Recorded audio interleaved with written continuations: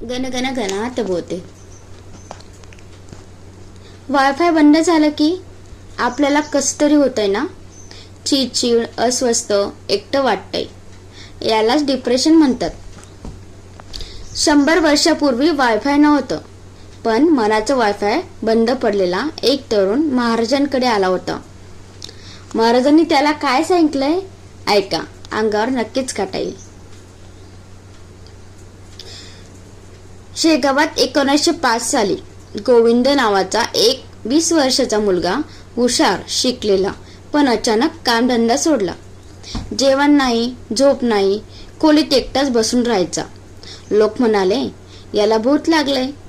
त्याचा बाप त्याला महाराजांकडे घेऊन आला. महाराज माझं पोरगं वाया गेलं, बोलत नाही. महाराजांनी गोविंदाकडे बघितलं. 2 मिनिटं शांत बसले, मग म्हणाले, गोविंदा, तुझ्या डोक्यातला आबाळ भरून आले, पाऊस पडू दे. गोविंदाला कळेना, तो रडायला लागला. म्हणाला, महाराज मला काही सुचत नाही, जगू वाटत नाही. तेव्हा महाराज उठले, त्याला बाहेर अंगणात घेऊन गेले. आकाशाकडे बोट दाखवून म्हणाले, ते बघ काळे ढग, ते पाऊस पाडणार, मग आकाश स्वच्छ होणार. तुझं डोकं पण तसंच आहे. विचारांचे ढग जमलेत, त्यांना रडू दे, बाहेर काढ. दाबून ठेवलंस तर काळोखच राहील. आणि दुसरं, रोज सकाळी 4 वाजता उठ, नदीवर जा, सूर्य उगवताना बघ. तुझ्या मनातलं वायफाय आपोआप चालू होईल. गोविंदा रोज पहाटे नदीवर जाऊ लागला. 15 दिवसात हसू लागला. 1 महिन्यात कामाला लागला. महाराज नंतर म्हणाले, डिप्रेशन काही नाही रे, मनाची रात्र आहे.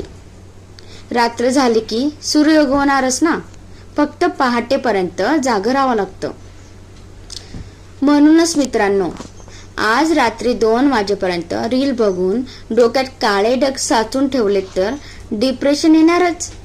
म्हणूनच वायफाय चालू करण्याचे उपाय 3 स्टेपमध्ये दिले आहेत महाराजांचे, जे की मी तुम्हाला सांगते. पहिला उपाय, रडून घ्या.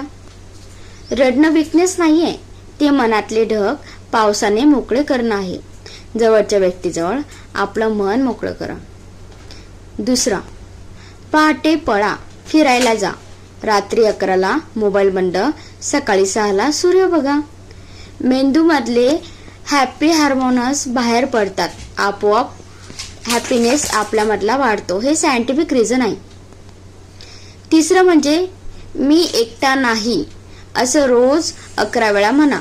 गणगण गणात बोलते, म्हणजे तू माझ्या आत आहेस, एकटेपणा जाईल.